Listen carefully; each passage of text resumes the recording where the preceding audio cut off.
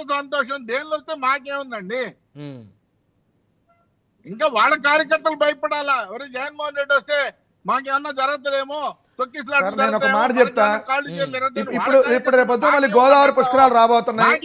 అంతకుముందు గోదావరి పుష్కరాలు 29 మందిని నిట్ట నిలువుగా చంపేశారు. మరి ఆ టైంకి చంద్రబాబు నాయుడు గారు మళ్ళీ గోదావరి పుష్కరాలు వస్తున్నాయని చెప్పి ప్రజలందరూ భయపడుతున్నారు. మళ్ళీ ఎక్కడ తొక్కి చంపిస్తాడో ఈ దుర్మార్గుడు. మరి లేకపోతే ఏంటండి, మా కార్యకర్తలు భయపడుతున్నాడు పిచ్చి కోతలు కూర్చొని నేను కూడా అలానే మాట్లాడతా. ఏమండి సైకోలు గీకోలు అంటున్నారు లేదు, దుర్మార్గుడు అంటే వచ్చింది. విత్డ్రా చేసుకోమని రేపు గోదావరి పుష్కరాలు వస్తున్నాయి. మళ్ళీ అయ్యా భక్తులారా తస్మాత్ జాగ్రత్త. ఎందుకంటే అదే దుర్మార్గుడు మళ్ళీ ముఖ్యమంత్రిగా ఉన్నాడు. 29 మంది పొట్టను పెట్టుకున్న ఆ నీచుడు మళ్ళీ ముఖ్యమంత్రిగా ఉన్నాడు. నేను కూడా మాట్లాడతా. ముఖ్యమంత్రి గారిని మాట్లాడేటప్పుడు నేనేమన్నా సైకోగాడా అన్నానండి? నేను చెప్పులు తీసుకొని ఇబ్బంది పడతారు అనవసరంగా. దుర్మార్గుడు అన్నా నీచుడు అంటున్నా దానికి కన్ఫర్మ్ మాట్లాడొద్దు. ముఖ్యమంత్రి 29 మందిని పొట్టను పెట్టుకున్నటువంటి దుర్మార్గుడు మళ్ళీ గోదావరి పుష్కరాలు వస్తున్నాయి. తస్మాత్ జాగ్రత్త. ప్రజలారా, చంద్రబాబు నాయుడు గారు స్నానం చేసేటప్పుడు దయచేసి పోమాకండి.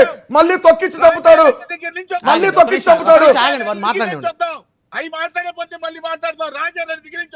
29 మందిని చంపాడు, మళ్ళీ చంపుతాడు. ఆ టైంలో మీరు పుష్కరాలు స్నానం చేయండి దయచేసి. చంద్రబాబు నాయుడు వెళ్ళిపోయిన తర్వాత స్నానం చేయండి. ఆ రోజు చేయమాకండి.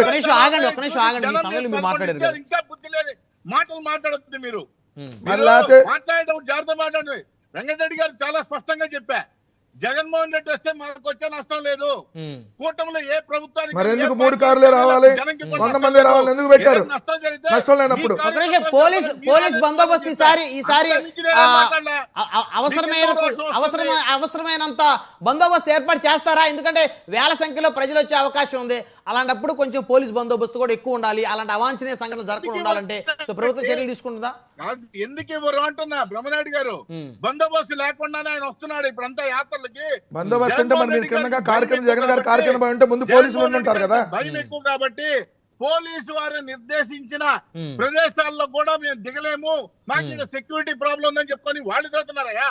పైన హెలికాప్టర్లో పోతే కింద పోలీసులు ట్రాఫిక్ ల్యాపిని, రోడ్లలో పోతుంటే స్తంభాలు తీసేసి చెట్లు నరికిన సందర్భాలు వాళ్ళకున్నాయి. ఏముందండి, భయపడాల్సిన పనే ఉంది.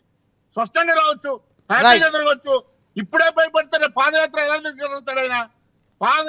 భయం అనేది ఎవరికుందో, ఎవడ 3 పార్టీలతో వెళ్ళాడు ఈ రాష్ట్రంలో అందరికీ తెలుసులే కదా సార్. జగన్మోహన్ రెడ్డి గారు భయం అంటే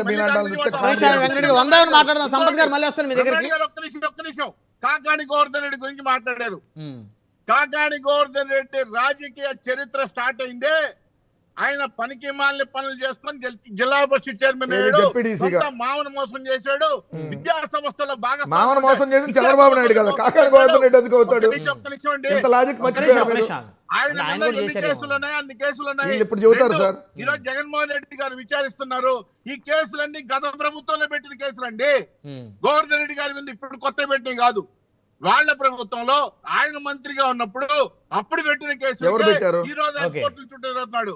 ఆయన మీద ఇప్పుడేం పెట్టలేదు, మేమేం కక్ష సాధింపు చేయలేదు.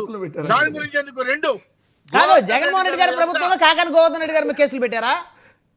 అవును, కాకాని గోవర్ధన్ రెడ్డి మీద ఇప్పుడు పెట్టిన కేసులన్నీ కూడా ఆ ప్రభుత్వంలో పెట్టారు. ఎవరో కంప్లైంట్ ఇచ్చిందని చంద్రమోహన్ రెడ్డి కంప్లైంట్ ఇస్తాడు కాబట్టి అక్కడ ఎప్పుడైనా అంతే కదా. కాదండి, సార్ కంప్లైంట్ ఆయన ఇచ్చాడు అంటే రోజు ఇస్తానే ఉంటాడు ఆయనకి.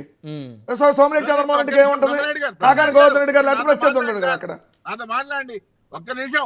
ఇప్పుడు గోవర్ధన్ రెడ్డి గారు జైలు బెయిల్ అంటుంటే ఇవన్నీ కూడా కేసులు కూడా చంద్రబాబు నాయుడు బయట ఉన్నాడు.